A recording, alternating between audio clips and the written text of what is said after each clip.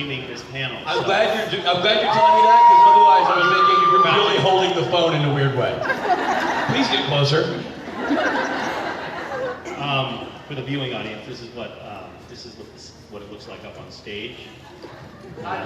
Matt's as beautiful in real life as he is from where you're sitting. Stop focusing on his groin. I'm gonna put this down. Yeah, please do. Misha Collins, I hear that you were, if Twitter is to be believed, and why would it lie to me, you've been out getting people to register to vote here in Georgia? You raised two important issues there. One is, and most importantly, that Twitter is the best source of news. No, that's fine. Fact-based only, Twitter. In this day and age, I've canceled my New York Times, obviously, subscription because I find that I get all of the valuable information, mostly from Donald Trump's Twitter feed. Pretty good. Yeah, I've been out trying to get out the vote. I think it's important to vote. Because I don't know if you guys know how this works, but the idea is everybody goes and votes, and then whoever gets the most votes becomes the president. And, yeah. It's that easy. I thought it was a sweepstakes. No, a lot of times it feels like it is, but no, it's actually it's called the popular vote. I don't know why they named it that, because it's sort of unpopular. A lot of people don't like to vote, but yeah. So I feel pretty passionate about it this particular election cycle, and I've been fairly vocal about it. I get a lot of lighthearted critiques, like shut your stupid Hollywood liberal face, things like that. Okay, in fairness, I was saying that, I didn't know, that was supposed to be a test. Fair point, it's a valid argument. Listen, yeah. I'm gonna turn the stage over to you, but I want to say, in all seriousness, Mark Shepard had some very passionate things to tell you about voting. I have been following your work with this election season, and I admire how passionate you are about this election and how focused you are in getting people activated and engaged in participating in it. I think you are right on the money. Thank you for doing that. If you're not registered to vote, if you're not voting, if you think your vote doesn't count, you're 100% wrong.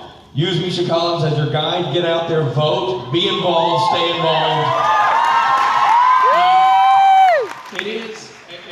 We will not hijack this entire panel with politics, but it is particularly critical for you Georgians to vote because you are right on the cusp in this election. It could go either way. That's so right. Make your voice heard by voting. You actually could vote silently too. Thank you for what you're doing, man. All right, really appreciate it. Misha Collins, everybody.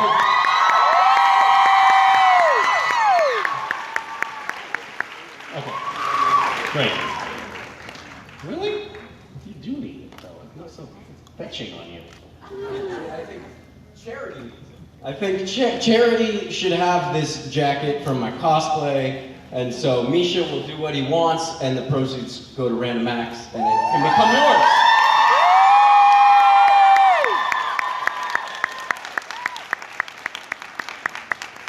You handsome stuff. No one will ever look as good as you in this. Thank you. Thank you. Good people. How are you?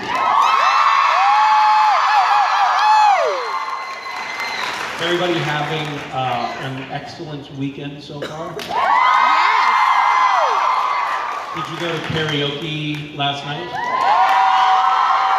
Does that mean that you're exhausted now?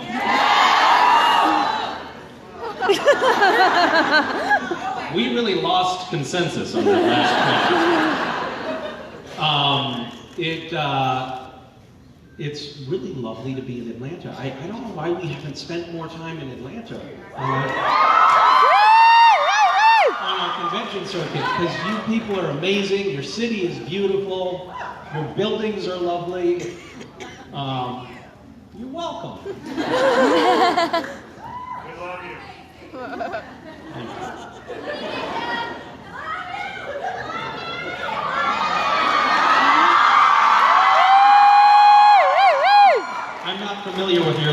customs. Is polygamy legal here? Great.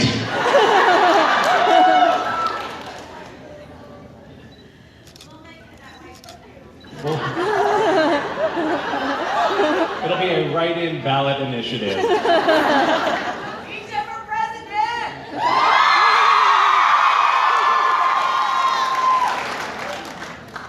I've had an interesting little experience because, as some of you may have noticed, I've been doing some stumping for the Clinton campaign.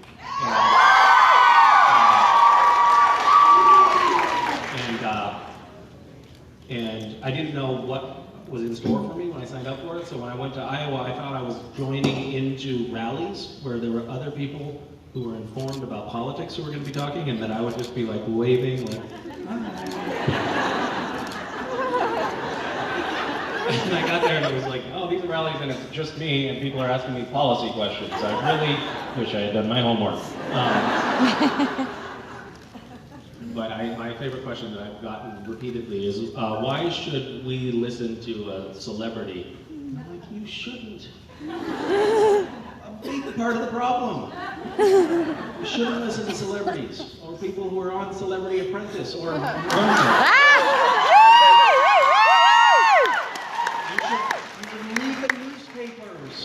fact check, find information. Information is your ally, is what I like to think. But yes, do not listen to celebrities, except for me. All right, tell you what to do. I like that idea a lot. Tell us what to do. I like the notion of an entire room full of people being like, I'm sorry, Misha said we should. Where should we bury the head?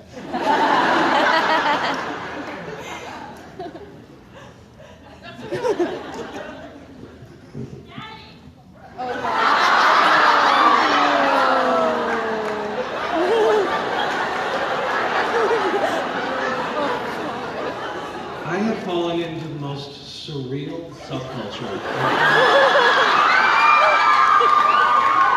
I can't tell you how often I think to myself, in the very articulate way that I do, what the fuck is happening here? How is it that so many people call me dad, and what is the hidden subtext? And unfortunately, I know. Do tell. So, I have a new hat, which was given to us by a few members of the cast by our first AD, and it says Supernatural 250 on it. We have one more day of shooting on our 250th episode of the show.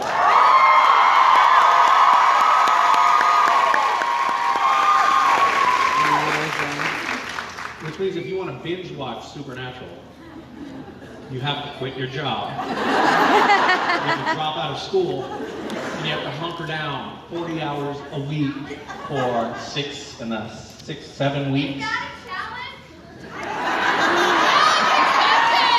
You're like, sorry, Mom and Dad, Misha's had to drop out of school. I dropped out of school for charity, or to watch TV, or whatever, however you want to explain it. Isn't that amazing? So, let's have an informal dialogue here. Who has binge-watched Supernatural? And who has slogged through 12 years watching one episode a week? Wow. From the very beginning? Wow. So that's interesting. So we have like this big vocal contingency who have been binge watching, and then we also have the elderly. Who've been watching the show since its inception 12 years ago. So do you set aside that evening? And I guess here's a smaller subset of the audience. Who has not used a DVR to watch Supernatural over the last 12 years? Okay, so those people that are holding their hands up right now, those are the people who have watched all of the commercials, have been there at the moment that it airs. Wow. What? Yes, Netflix. I know you kids, Netflix and chill and all that stuff. So that means that you every year you have to like set aside your Tuesday, Wednesday, Thursday, Friday night, whatever night we happen to be on that week, and you carve out that time, huh? Wow, that is awesome. Wow. No talking during Supernatural? That's a rule? Yes. I just learned something. You can talk during the commercials. Our sponsors do not like to hear that. No talking during the commercials.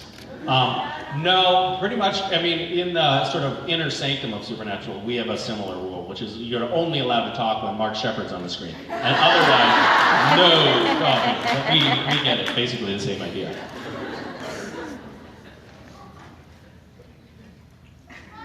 Are we doing questions here? Misha. Did I ramble? I'm sorry. How are you? Very good. How are you doing? Good, thank you. My question is, with everything that you've done on screen, all the acting that you've done, do you find that can it be cathartic, or is it more like it's a job, I've got to get through it, or what do you think? I think that's sort of it's sort of situational. So that depends. Like if is Mark Shepard in the scene? I don't know why I just decided I'm gonna brag on Mark today. Today's brag on Mark day. No. I would never do that. Never. I would never. What? I know he always brags on me, so I feel like I have to fight back a little bit. He's baiting me, like Hillary baits Trump. I'm the Trump in this scenario, and I'm going for the bait. You know what? Actually, there's a bit of an ebb and flow to it. I mean, there are times when, you know, the kids have kept me up late or woken me up early, and I'm tired, and I'm essentially a glorified extra in the background of a scene. And I'm like, I don't want to be doing this right now. But most of the time, it's a thrill because it's like a dream job, you know? It's a dream job. It is remarkable to me that even though it's a dream job, I can ever allow myself to complain about anything. It reveals a deep character flaw for me. But for the most part, it's a real joy. Supernatural in particular is a great place to go to work. And I think that's part of why the show has had the longevity that it has. There's a lot of factors that go into that. But namely one of them, that people will change their schedule and not talk during the airing of the episode and eagerly wait for our sponsors' interludes.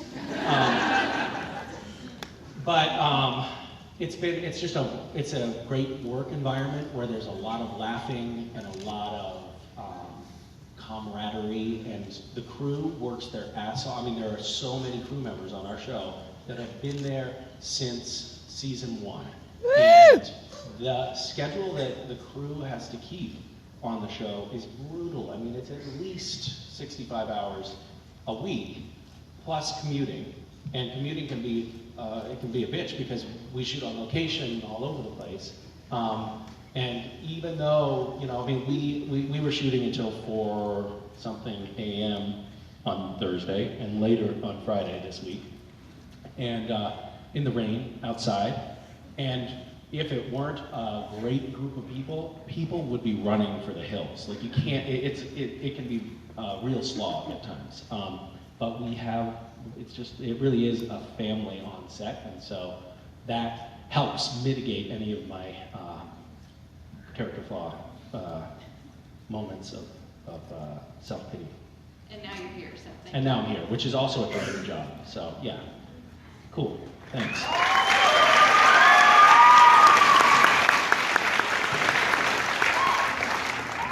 How's the internet? Are you still live streaming? Is the phone upside down? Yes, it is. It's working. This is...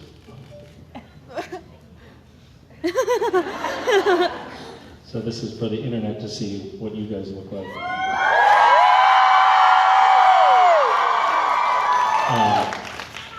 Whoops, I accidentally just ended the video. And here I was critiquing your shit. Sorry.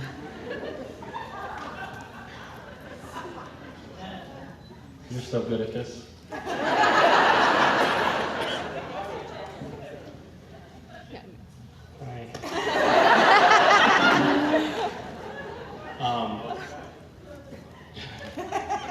Jim is wearing a button on his lapel right now that is, it's a picture of me ripping open my, as Castiel, ripping open my shirt with the letter in I'm coming.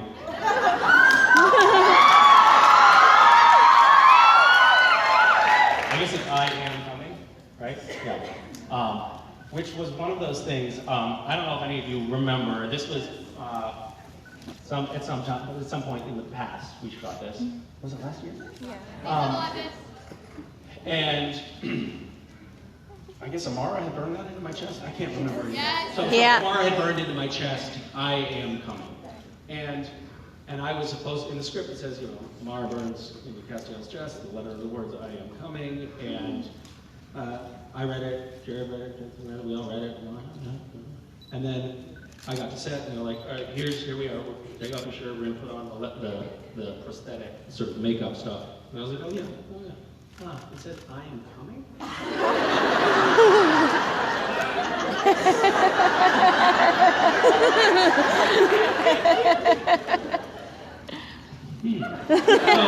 So the idea is I rip my shirt off, and I have a pained expression on my face, and I say, and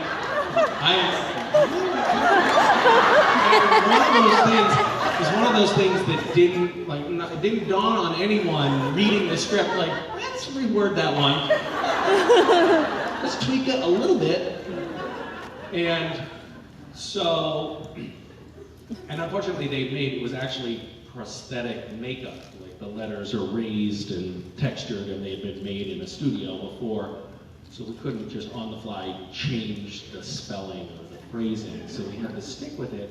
And luckily for me, once every year, the president of Warner Brothers Television and all of the executives come to set they come up from LA and they visit the set for a half an hour. And so anyway, we're filming the scene, and I am making a mockery of this lettering on camera. I'm like, you know, like this. I'm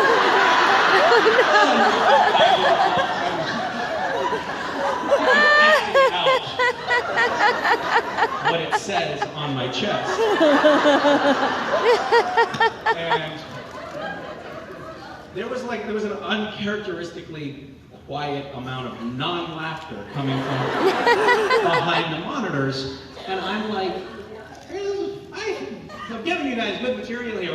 They're in, you know, on the other side of the wall, looking at the monitors. But the director and, you know, the script VP and first AD and all those people over there, they're not really laughing as much as I feel that they should be. So I'm like, what is wrong with you people? And then they yell, all right, cut.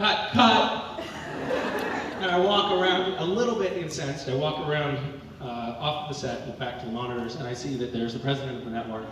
Oh no. All of the executives. Oh no. And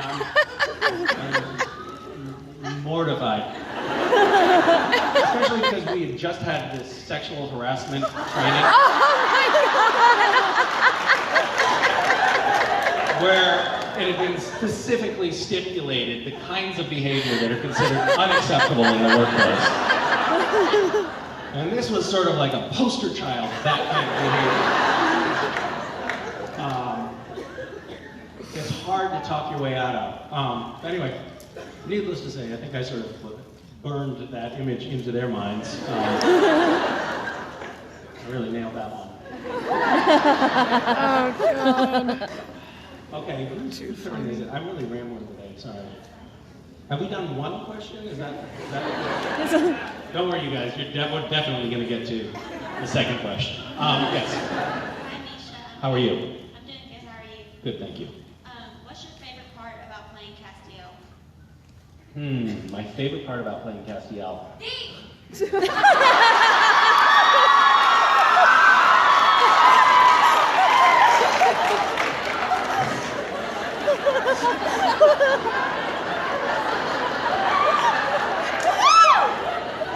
Sometimes I try to explain this subculture to people I just meet.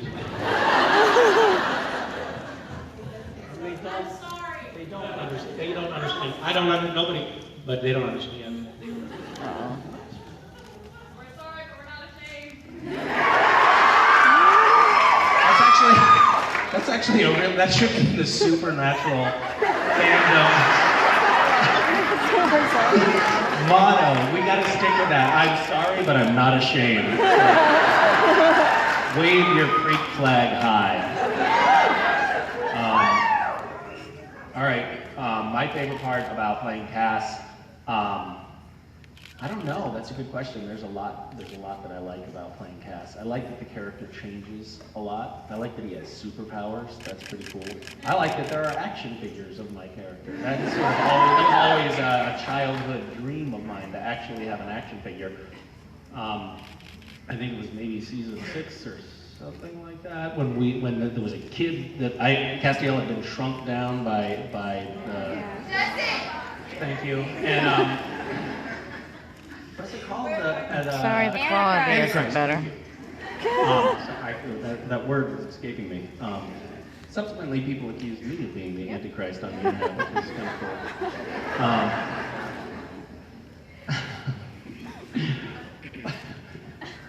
At one point, I don't know what I was Googling, but whatever I was Googling was a question phrase, and it started with "is," and so I typed in "is." And then it auto-populated with, is Misha Collins the Antichrist?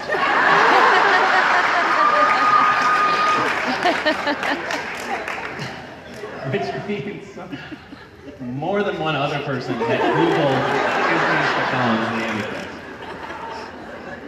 And of course, not that you know of is the answer. I'll be Google for you. So yeah. We had that Castiel was shrunk down and there was like a little action figure of Castiel, and I thought that would be amazing if someday there was actually an action figure, and there was like a whole bunch of them. I mean, there's these weird little misshapen troll turd-like dolls, but still, it's something. It's a step in the right direction. It's not like a macho muscle bulging thing, it's like a little oval egg, but whatever. It's good enough for me. Thank you.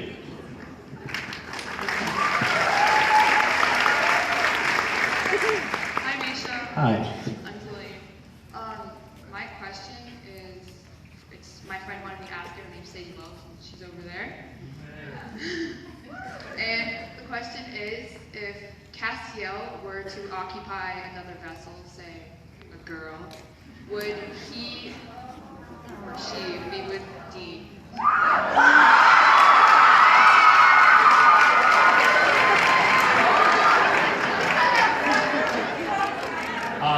This is a very hypothetical question. I'm not sure. It's really hard to say. It would be pretty weird, I think, for everybody involved.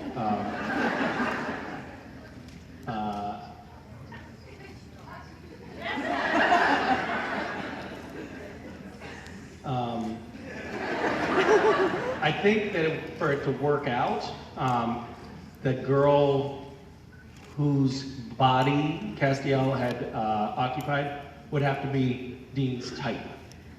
So I think if Cass were to occupy the vessel of a well-endowed Asian beauty, I think it would be a no-brainer at that point. Thank you. Did I successfully dodge that question? Did I alienate a large swath of the audience? Great. Hi. Someone on Twitter wanted to know, how does Cash charge his phone if he doesn't have a house? And if he uses an angel mojo to charge it?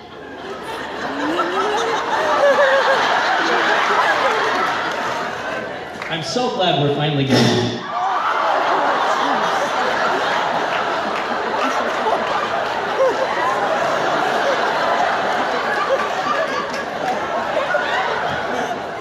That happens anytime someone mentions Angel Mojo. Did you just spike the mic? She was like.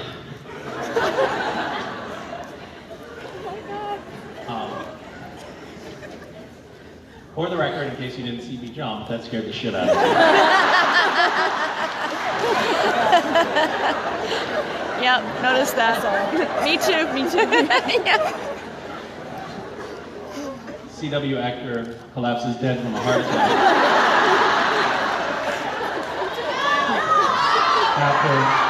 After girl asks question and spikes the mic.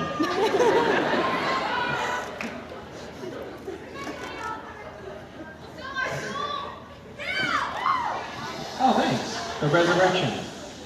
Okay, so the answer to your question is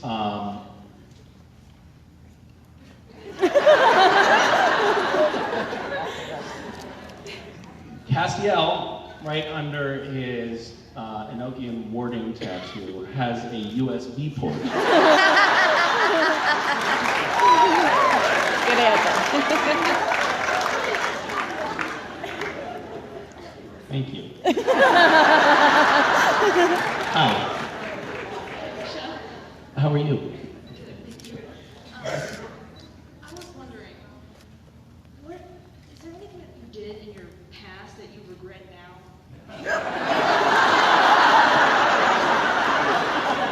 Probably that coming story. No.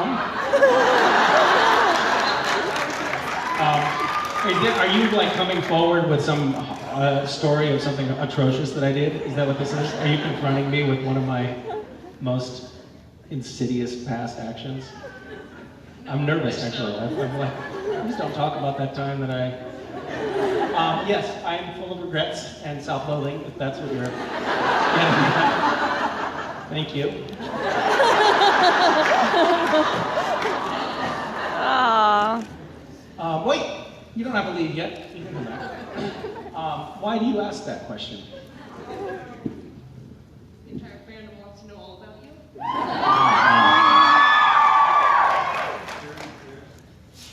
Yeah, no, I've never done anything bad.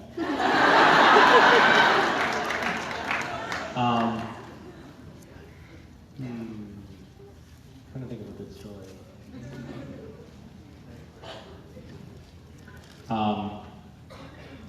Yeah, I've done bad things. I definitely regret things, yes. I want to stop now searching at the search function for things that I've done that I regret, because it's not a pretty picture of what's happening in my head right now. But I'll tell you an uplifting story that I've told before to change the subject. It's sort of about regret, but not really.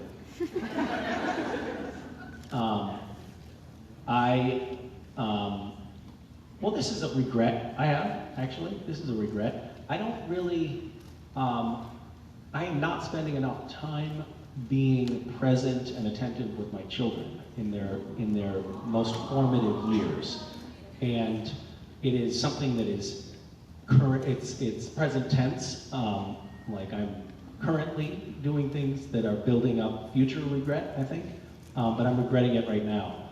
Because childhood is very fleeting, and they're so malleable, and they're so thirsty for parental attention, and to get distracted by all of the other shiny objects that come up in life and not pay attention to that is something that I really don't like about myself at the moment. I'm trying to be better, but sometimes I'm just like, tired and grumpy and not paying attention, like way more than I thought that I would do as a parent. I thought I was going to be great, and I'm kind of shitty a lot of the time. Well, yeah. Well, you do, but my kids don't. So speaking of being present, I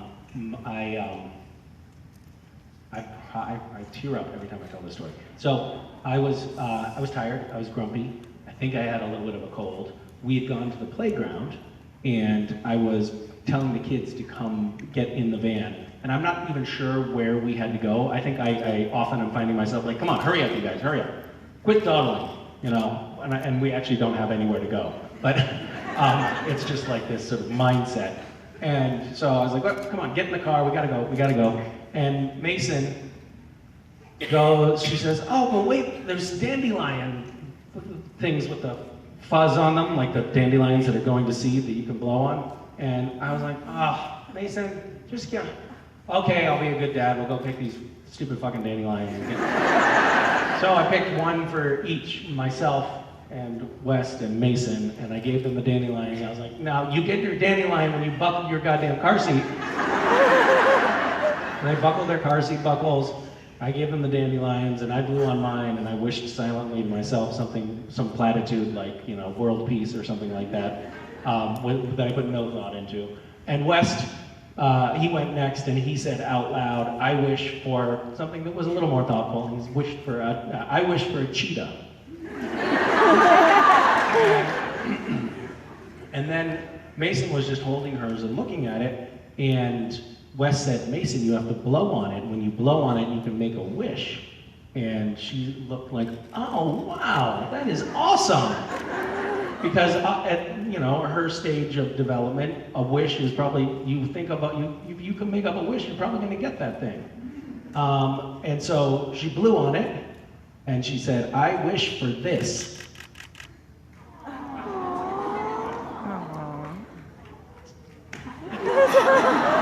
It's just like, it's such a beautiful reminder. Like, that's the best moment right there. So why not wish for that?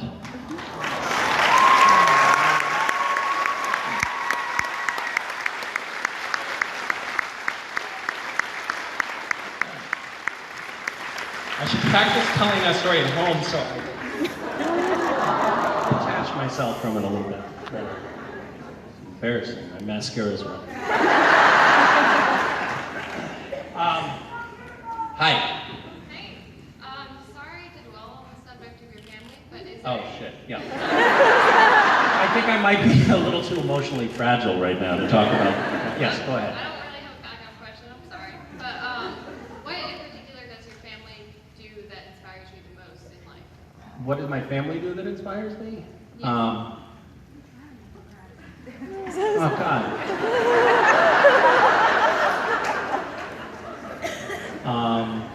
Well, my wife, I can delineate many things about her that inspire me, but one very salient attribute of Vicky is that she, the part of the brain that processes what's feasible, realistic, or possible, she is lacking that part of her. It was damaged somewhere in her early childhood, and that doesn't function for her. So she has these grand ideas that are completely unfettering and have, I think that it has just been a real, it has strongly influenced our whole lives together. Because we've been together for, 39 years.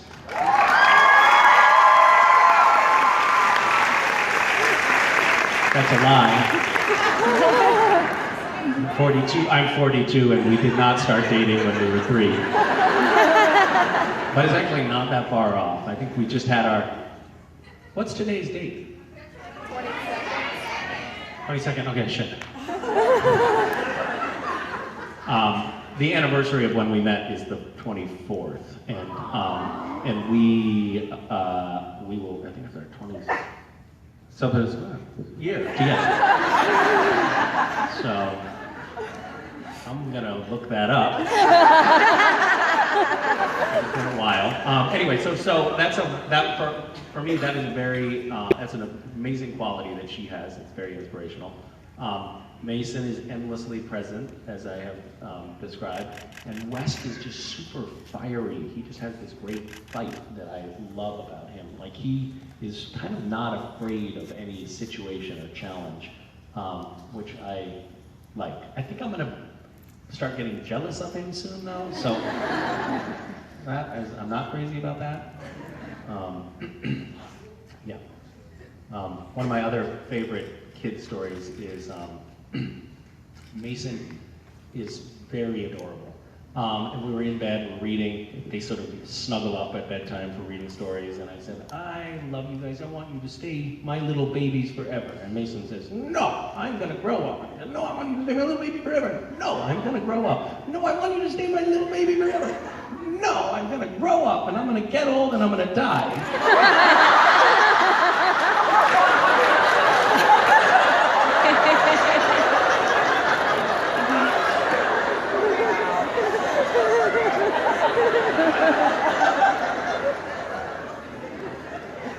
Yes. I'm Agustina. What's your name? Agustina. Altina? Agustina. Armatina? Agustina.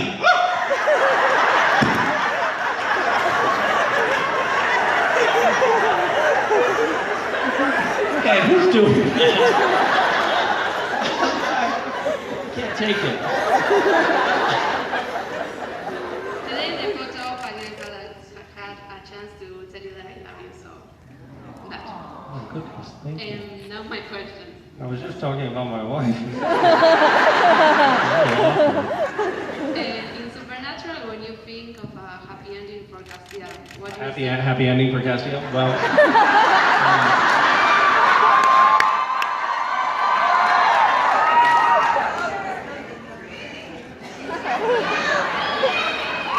there's a very sensible woman in the front row who's looking at me very earnestly and saying, don't do it.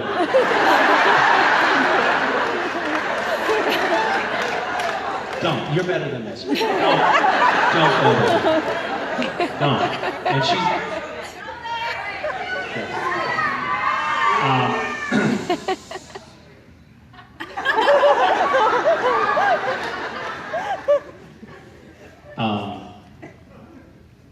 I think it would involve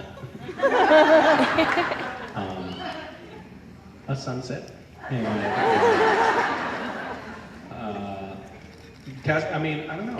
It's a good question. Do you have a vision for of what a happy conclusion to Supernatural would be for Castiel? Actually, no. So Okay. that's why Oh, you are asking me the question, and that's why. Did I dodge a bullet? No, I didn't. She could have answered the question and it would have saved me from having to do it. We need to sidebar here.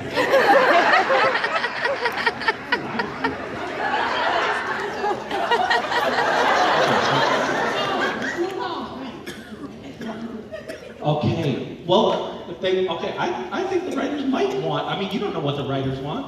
At the very least, look, we're talking about the ending. You know what? You and I are not getting along very well.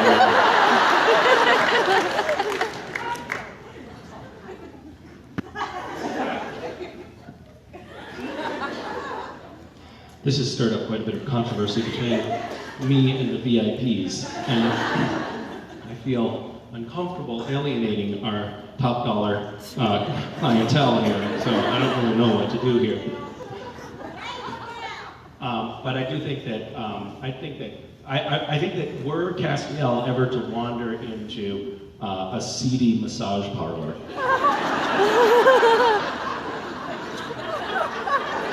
I don't know. I imagine, and were he looking for a happy ending in that scenario, I have a feeling that he would awkwardly botch it Because he wouldn't know the right code language to get, you know what I mean? You do. It sounds like you've been in that situation. Okay, let's move on. Hi. Hello, my name's Kristen. I'm from Australia. Wait, you're from Australia? Yeah, I've come a long way to see you. Okay, did you bring a translator? Because we're not going to be able to understand a word that you say. Oh, this must be so frustrating. I don't know what you're saying. I wanted to ask you, I have binge watched quite a few seasons before I came. Yep. In preparation? You wanted to come prepared.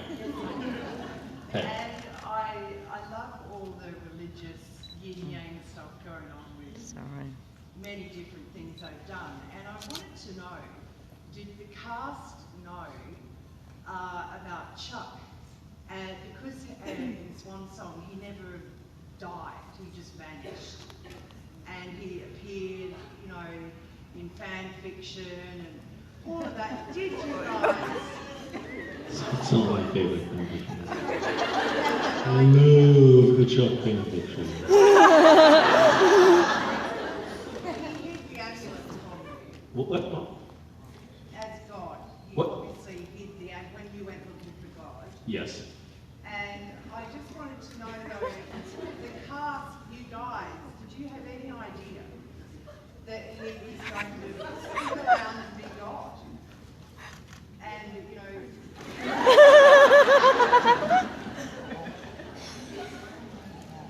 Do you understand what I'm trying to ask you? Well, listen. I didn't understand the word that you used. But you seem like a lovely person. The only thing I understood about what you said was that you're a big fan of Chuck fanfic.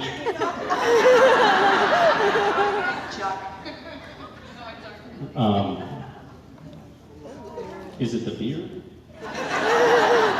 If I grew a beard, would you maybe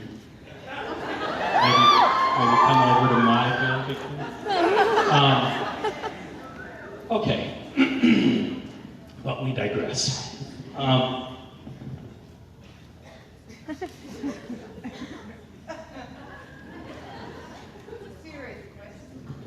know it is. Do you notice here? How long have you been here in North America?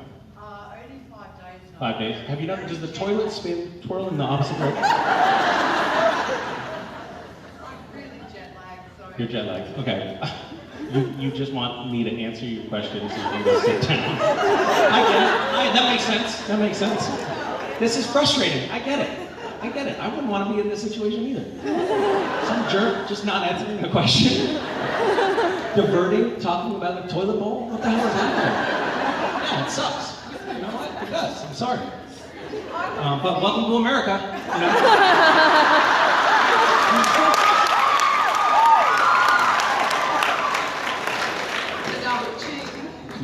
Somebody gave me these, which I want to point out to you. Hi, everybody. My wife has a pair of these at home, and she wears them around, and she cannot stop laughing while she's wearing one of these. It's like the funniest thing, and it never gets old for her.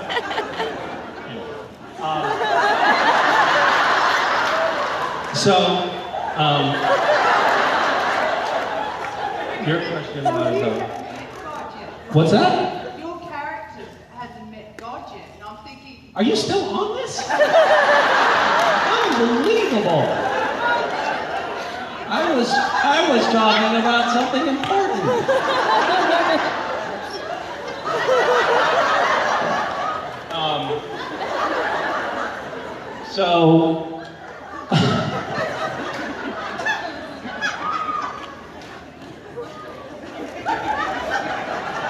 I wonder if this is what it's like when Donald Trump puts his hand on your lip.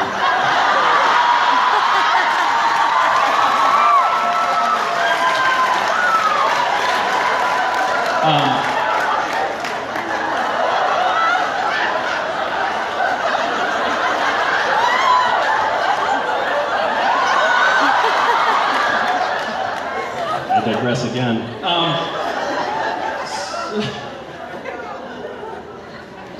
This is a good question. So,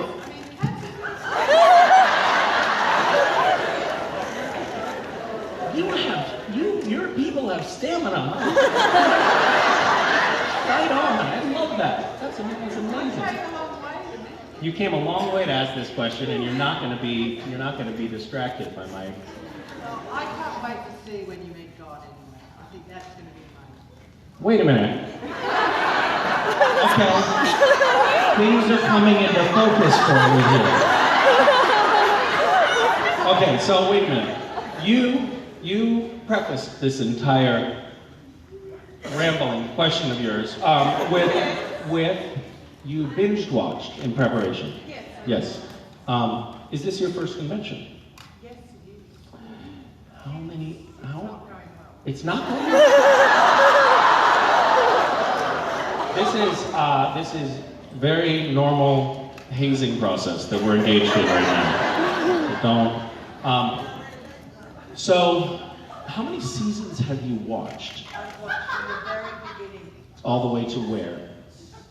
to the last second 12 episodes. 12 episodes,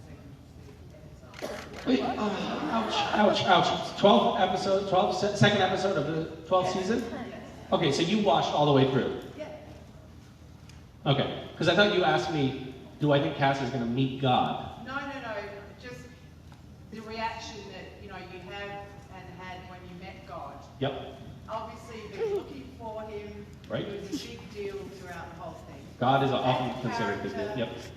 Fantastic. I was also asking the cast, did you guys know from when Chuck was first introduced, did you all know that he was going to be God? And you can't answer Whoa!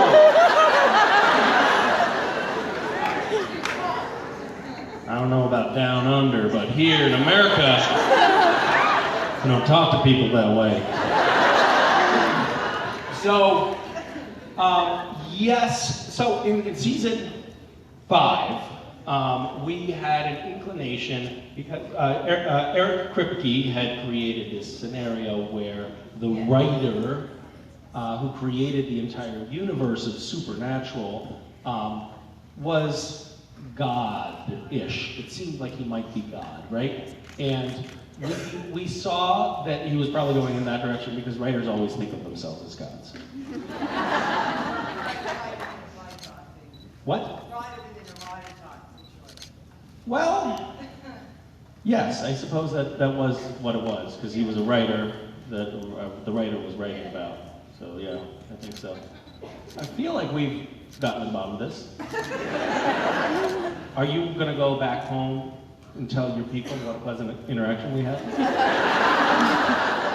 Yeah, good. You've been an incredible ambassador. Thank you for visiting our country. I hope you don't find our customs too strange.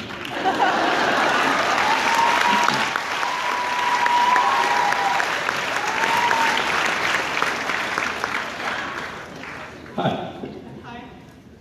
So I think each of us in the fandom have our own opinion on what the most important change has been to Cass's character. But what I want to know is, what do you think Cass feels has been the most important change to his character ever since he was introduced?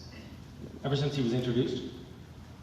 Well, I think probably Cass would answer something about getting to know humanity. He has developed a deep empathy for humanity in the truest sense of the word, because he was actually human for a spell, but also because of his exposure and intimacy with Sam and Dean. Sam and Dean have become replacements to him as family. The angels were his brothers and sisters, but he's definitely been cast out by heaven and does not have a home there anymore. And so while he's still something of an outsider everywhere he goes, the closest thing that he has to home and family is with the Winchesters. So I think that relationship with Sam and Dean as proxies for humanity in general is the most important change for for Cass, or it's caused the greatest change in him. Because he was definitely, when we first met him, he saw himself as a protector of humans, but he was beholden to heaven. And it was almost like, I think that he thought of humans as like a security guard would think of a property that he's charged with protecting. Not, they weren't beings that he had an important interplay with, you know? So I think that's a big difference. Also, you know, it's been now we've been watching, those of us who don't binge watch, have been watching Castiel for 9 years.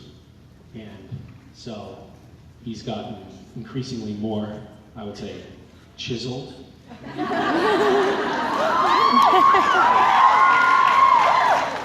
Over that time, I've noticed the character is as time passes, significantly more ripped.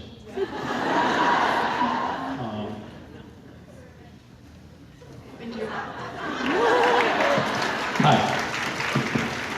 Hi, we met earlier today, but my question is, what was the last lie you told?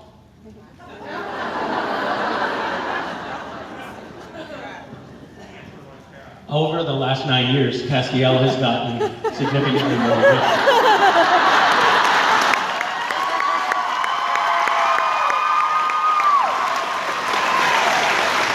Hi. How are you? Great. My wife's still trying to calm down from the photo op. Oh, really? Is actually coming from her. Okay. As we all know, Gabriel supposedly died at some point. Exactly. Yeah. I think the trickster tricked him. Yep. And you cannot convince the fandom otherwise. There's no way in hell. Will Castiel ever find Gabriel? I get the sense that if I did try to convince you of that, you would deck me. Will Cass ever find Gabriel? Even by accident. Like he's just roaming around Just town. roaming around, like, hey, go into the local sheriff's office with Sam and Dean, and pop in, and like, what the fuck is that?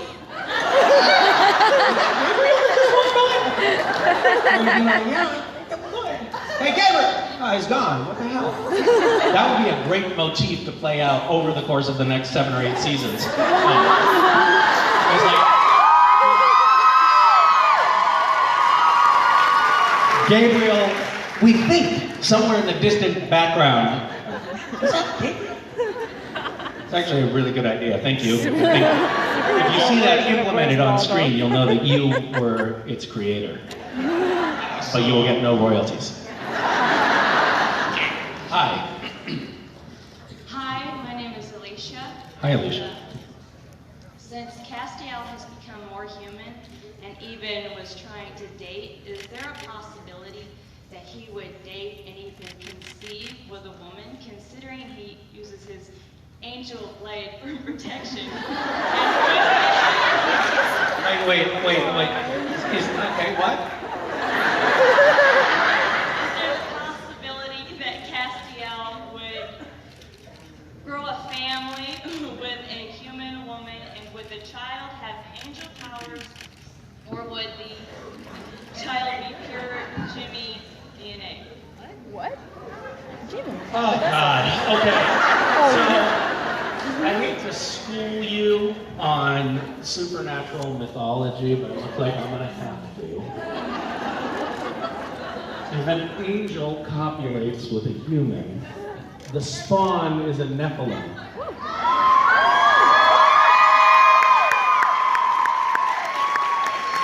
That is correct. I'm going to spike this mic. So, in answer to your question, if Cass were to lay, in biblical terms, with a woman, and they were to use as protection only an angel blade,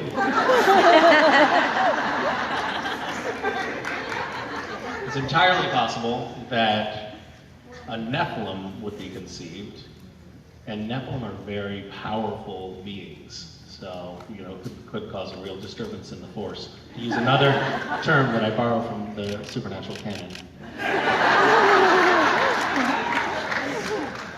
Thank you for that deep and probing question. Hi. Hi. So I've done Gish West the past couple of years. All right, now we're talking.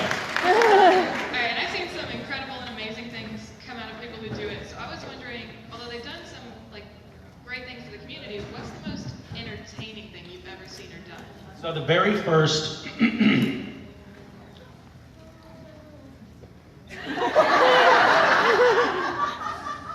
one of the very first submissions that came in from Gishwas was an item that I had written, which was cover yourself completely in cotton candy with only your face exposed, and we must see a smearing of lipstick on your face. It's basically like the carnival equivalent of being tarred and feathered. It's a horrific thing to ask somebody to do, cover their body with cotton candy. And I didn't really think it all the way through, but I guess like if you're at all sweaty, and this was summertime, you're at all sweaty, the cotton candy kind of like fuses with your skin. It starts, Sugar wasn't fun either. I'm sorry, I'm not sorry. So these first images came in, and I just could not. I mean, it was basically like I asked people to do something disgusting and humiliating, and they did it. And I laughed and I laughed and I laughed. The images were incredible. So that one really stands out still for me. It was just a spectacular image. There's just one photo, and I think I actually had T-shirts made up of it, which, by the way, no one has ever worn because they just look disgusting. But it was this guy standing in his room like this, like clearly miserable beyond belief, covered in pink cotton candy with red lipstick all over his face. And you know, I know he's thinking, just take the fucking picture, just take the fucking picture. And yet that photo brought me so much joy. Speaking of Gishwas, I want to share this one other little tidbit here, which I am very excited about and proud about from this year's scavenger hunt. Pardon the digression. I don't want to hog the stage. So one of the items that we had the item list, and then those of you who don't know, Gishwas is like a big kind of scavenger hunt, but it's a little bit more than a scavenger hunt. But how many people have done it here? It's kind of awesome, and the stuff that people do it's just amazing. But anyway, one of the things that we had this year, we had the list, and the list went out, and we try to do a bunch of items in the scavenger hunt that get people to go out and do nice things in their communities. And so we had a bunch of those items, but we were like, we're a couple days into the hunt, and it was like, I feel like we're missing something. We could make a big impact. One year, we had done this thing where there was a veteran who had come back from Afghanistan, having lost both of his legs. His wife had a chronic illness. They had a child with very severe autism, and they were homeless. There was another nonprofit that was buying them a house, or building them a house. So we put in the hunt to fully furnish that house for this family. And we basically set up like a wedding registry at a Sears, and people just got things like couches and refrigerators and dishes and blenders and everything to fully furnish this house. And that was an item in the scavenger hunt. It was really awesome. But this year we didn't have something like that. We were scratching our heads. And then Philip, who is sort of the co-operator of Gishwas with me, he was like, wait a minute, I know this guy. So we called this guy. He's a reporter who covers war photography. He's a war photographer. So he's been traveling around for years and years. He lost 2 legs and an arm to an IED, and he's still working as a war correspondent photographer and doing some amazing work. But he had done these stories on these families, these Syrian refugee families in Lebanon, who were living in just the most dire circumstances. One family had, in particular, the mother had been tending in Syria to their little plot of vegetables in the city because they, are kind of being starved out in a lot of places, and was shot by a sniper in the spine and became paralyzed. And they managed to get out of Syria, but now for 2 years they've been living in this camp. And she's just been staring at the ceiling of her tent for 2 years without getting medical attention. And the kids, one of her daughters, she has a large family, one of the kids recently tried to kill themselves because she wanted the family to have enough food to feed all the other kids. Like the most heartbreaking story. And so we put it in the scavenger hunt. We didn't want to make people have to give money. So we said, get other people to donate to this cause as an item in the scavenger hunt to help this family, this one family that this photographer had identified for us. And we needed like $50,000 to take care of them, like school, clothes, medical needs, get them out of this tent for the next 3 years. And we ended up raising $225,000.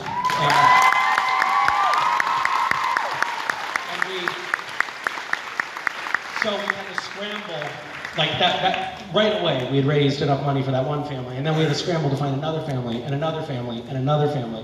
And tomorrow, or on Monday, Philip is going to be in Lebanon meeting with these families and filming them finding out, because we haven't told them yet that we have all this money for them, and that it's really going to completely change their circumstances. Their lives are going to completely change. And it's so awesome, it's so cool that you guys can participate in a game that has that kind of lasting impact on people.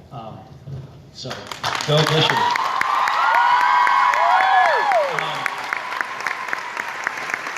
That was good, too, because we kind of nicely bookended this very somber panel with discussions of political matters. So, thank you, guys. I think that your charity and your generosity are matched only by your